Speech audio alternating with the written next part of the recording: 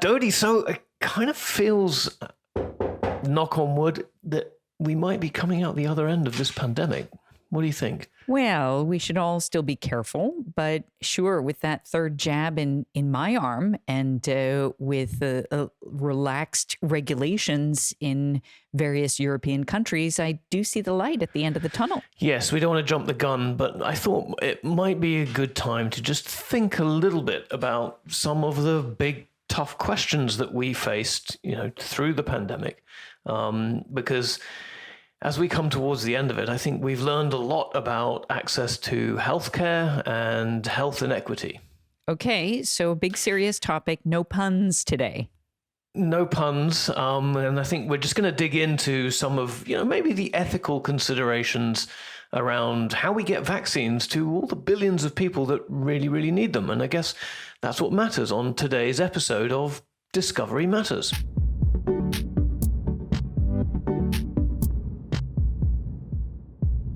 Connor, what sparked the topic for this episode, vaccine inequality? Yeah, I mean, Dodie, I was born in what was Zaire, now the Democratic Republic of Congo, and I have family all over Southern Africa. So I've got a real connection to the continent. It feels like my spiritual home, despite the fact that I can't get back there enough. And at the beginning of the vaccine rollout for the COVID pandemic, it was clear that the Global South had made, lots of contributions, whether it would be in clinical trials and was starting to look at manufacturing and so on. But when vaccines started being distributed, do you remember the big furore around access in non-rich countries, in lower middle-income countries? Right. Africa kind of was bottom of the list. And I wanted to understand this better. So I met with two experts on vaccine inequality and distribution and access to medicines. And I'm just really excited to introduce you to them. My name is Linda-Gail Bekker. I'm the director of the Desmond Tutu HIV Center and also run a foundation known as the Desmond Tutu Health Foundation here in Cape Town in South Africa. So I spoke to Linda-Gail about the state of response to both COVID and HIV in sub-Saharan Africa. Of course, it's another communicable disease. Yes, so the COVID-19 epidemic has been no less severe or devastating here in the tip of Africa as I think it has been around the world, perhaps more so because we also battle other communicable diseases such as HIV and TB, and we have a huge proportion of non-communicable diseases, particularly amongst young, poorer individuals, so people of low socioeconomic status. So it's a multi-morbidity. And look, virus epidemics are not new for people living in Africa. I remember as a child traveling around the continent, having to travel with a World Health Organization vaccine passport, little yellow thing or orange thing, and it listed all my vaccinations and it was checked at every border crossing, and it slipped inside my passport. And absolutely, Africa. Yeah. Our family lived in Latin America. We also have those, yellow passports. Absolutely. Yeah. And I kind of giggled as people sort of thought how, challenging it would be to have vaccine passports in Europe and North America when, lots of countries live with them already. These countries live with communicable diseases as part of their health challenges every day. And this has transported us all, many decades back in so many ways. I am an HIV, TB, infectious diseases specialist, so I've been particularly concerned about the impact on the progress we've made in HIV and TB, and definitely we have seen an impact on these other epidemics, which too often are forgotten, and I think have been particularly overlooked during the last 18 to 20 months of the last pandemic. So how did these two affect each other? What did the pandemic mean for the Desmond Tutu HIV Center, for example? Well, Linda-Gail says that when the lockdowns kicked in, all HIV testing, all the tuberculosis referrals dried up overnight. And they took a really long time to come back. And I think this was a mixture of fear of contagion. So people, didn't want to come to clinics, number one. Number two, they were so fearful they were going to actually be given a COVID diagnosis, which, meant all kinds of things. I was going to be spirited off to some quarantining hospital. And if I went into that hospital, I probably would never come out again. So it kind of goes without saying, HIV, TB, COVID-19, they're not comparable, but they have an effect on each other. Almost 80 million people have been infected with HIV, which really is a lifelong sentence, unlike COVID. And 35 million people have died, admittedly over a 40-year period, which might make it feel somewhat different. But certainly in this country, where we have almost 8 million people infected with HIV, living with HIV, it's been devastating. And look, the annual deaths from other communicable diseases are really important here. So let's get into some numbers, Dodie. Sure. I'm here on the World Health Organization website, who.int. And in the year 2020, more than 2 million cases of malaria, 627,000 deaths. And shockingly, 80% of those deaths were children under 5. When it comes to tuberculosis, 1.5 million people died, and 214,000 of those deaths were HIV positive people.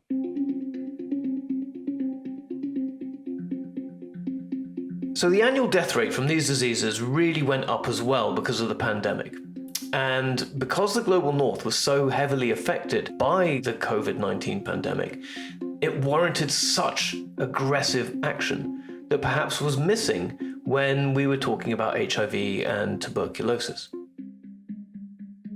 What has happened with COVID is you've had pharma, you've had industry, you've had academia, you've had governmental, non-governmental, all coming to the party to say, how can we solve this problem in the most extraordinary, collective, somewhat organized, but nevertheless still. It's felt at times, I think, a little bit like a feeding frenzy, but look what we've achieved through that. It's terrific. Whereas HIV, by comparison with TB, has had the lion's share, but it is, again, orders of magnitude less than we've seen for COVID. And then TB and malaria are just sitting way behind in that regard.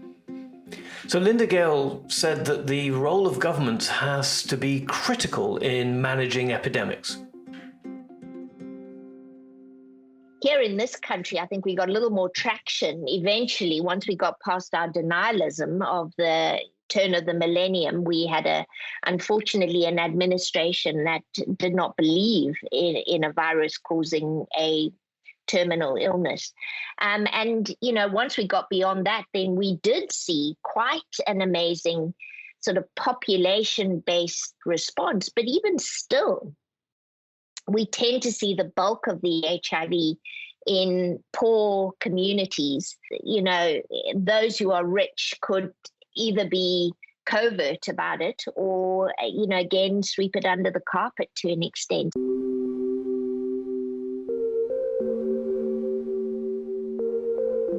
And sometimes it falls on the shoulders of entrepreneurs to help improve access to healthcare.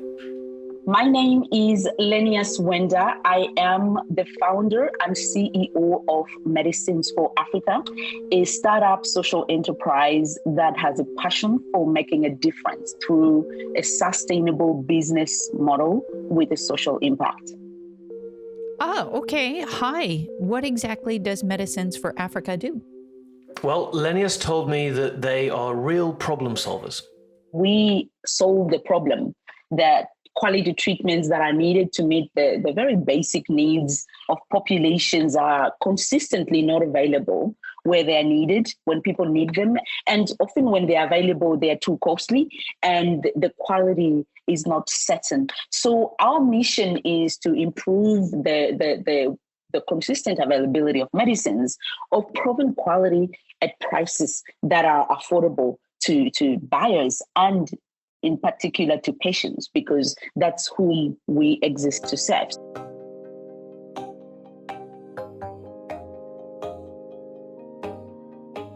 So Lenias is from Zimbabwe, and she's an immunologist by background, and she realized that the challenge was actually getting products that already exist to the people who need them most.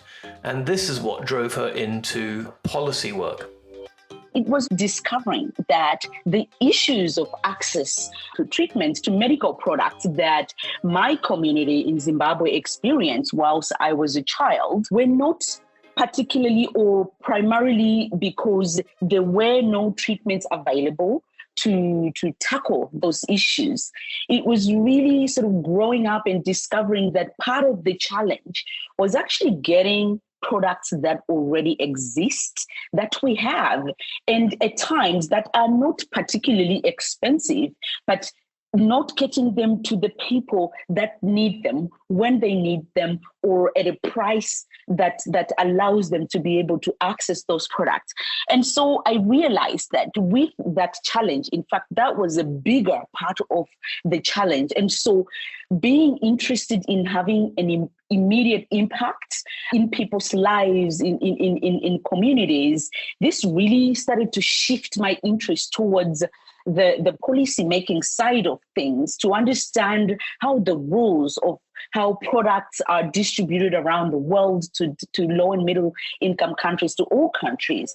Lenias told me that one of the things that Medicines for Africa does is to get out of the office and actually visit as many countries all over Africa as they can. We've been all over the continent, in Ghana, in Kenya, in Zimbabwe, South Africa, Botswana. And there, they talk to the people on the ground to really get a firm grip on what the real issues are that people are dealing with respect to getting access to medicines.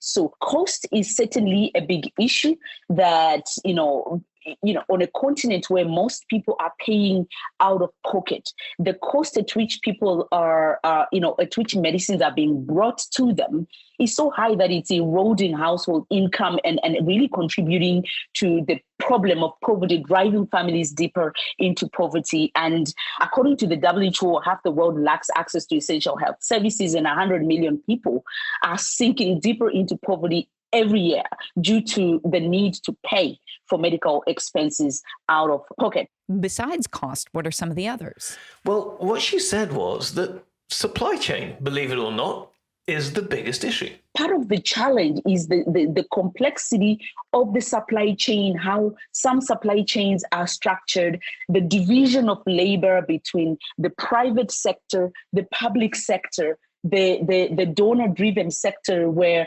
you have bilateral partners bringing in partners, products, where you have so many people who are operating in this environment, each one with their own system, and those systems aren't really talking to each other to make sure that things are done in an efficient, timely, cost-effective way that truly serves the patient. So you have quality issues also that are arising with anti-malarials in particular. I think it's funny how supply chain has become a topic around our kitchen tables. I mean, thanks in large part to the COVID pandemic. Here it is affecting more health issues. And to top it off, Lenias explained that there are huge problems across the continent with substandard and counterfeit medicines. According to the WHO, 10% of medical products that are circulating in low and middle income countries are substandard and falsified. And that's to do with the regulatory environment, the infrastructure that is available to provide oversight to make sure that the medicines that are coming in are coming from verified sources. They have proven quality, and we know that they do what they are supposed to do. The supply chain issues include the physical infrastructure, countries not having adequate physical infrastructure for bringing in medicines, not having efficient systems for procuring medicines. What are some possible solutions? Well, for example, you could have a sort of an A to Z system within countries, so local manufacturing, rather than having this large, slow manufacturing global system that you basically have in-country, for-country manufacturing. So the control of the supply chain is basically inside the country where the medicines are used.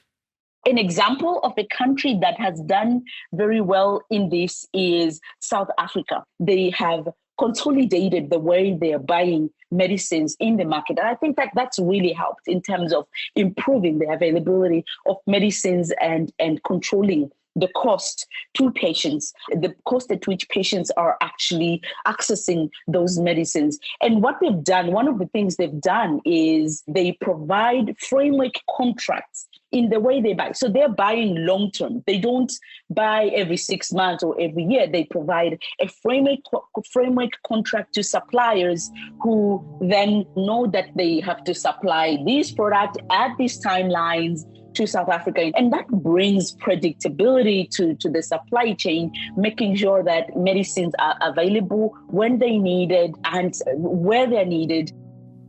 And now if we get back to Linda-Gail at the Desmond Tutu HIV Center, it's important to recognize that the way in which COVID-19 was tackled was predicated on our response to HIV. We learned from the HIV epidemic. So we may have learned something. It's nice to have learned something, isn't it? While we busy unlearn things over and over again. Every day is a school day. Yeah.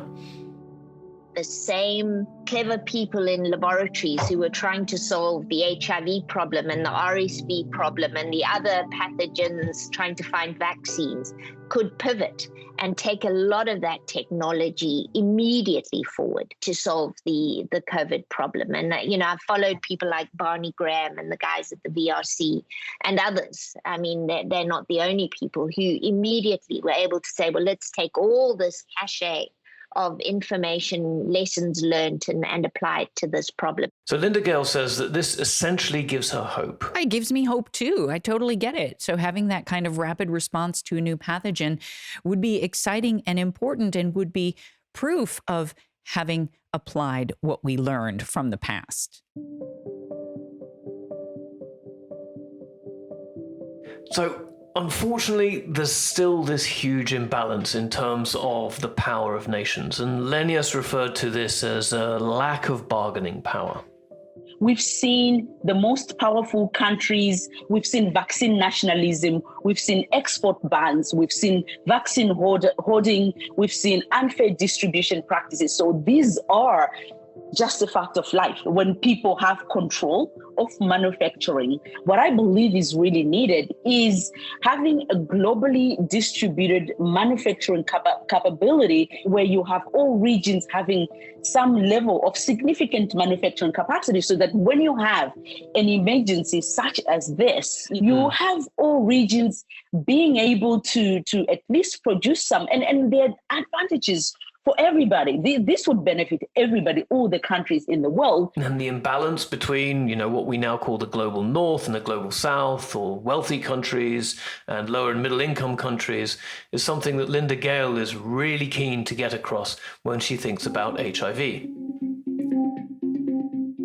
Sadly, it feels very deja vu because we were here 25, 30 years ago with the antiretrovirals. We haven't stopped that epidemic yet.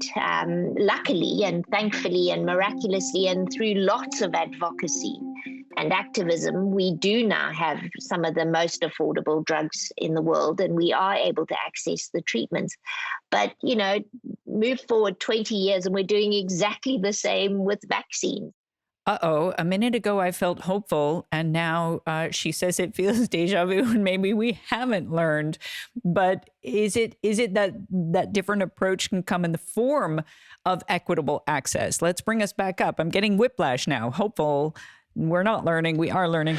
I know but look, this is how the world goes, right? It's cyclical. You learn, and there are setbacks and so on. But look, there certainly is hope. I just love the resilience and the innovation that comes out of, anywhere where resources are constrained. It's one of the most extraordinary things that you see in humanity, is that when resources are really tight, really constrained, innovation thrives. People find a way. And I love this, and I love seeing this in Africa. Sure. What we've learned, I think, in this episode is innovation thrives.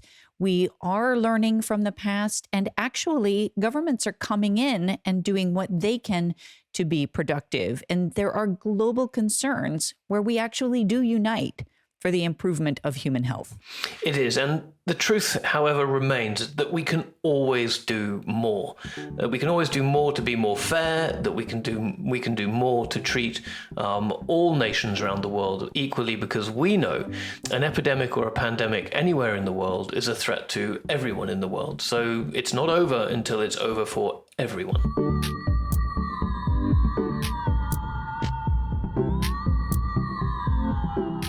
So with that, our executive producer is Andrea Killen, and this podcast is produced with the help of Bethany Grace Armit Brewster. Editing and mixing is by Tom Henley and Banda Productions. My name's Conor McKechnie. And I'm Dodie Axelson. Make sure you rate us on Spotify or whichever platform you use to listen to us. We'll see you when we come back with another episode of Discovery Matters. Thank you for listening.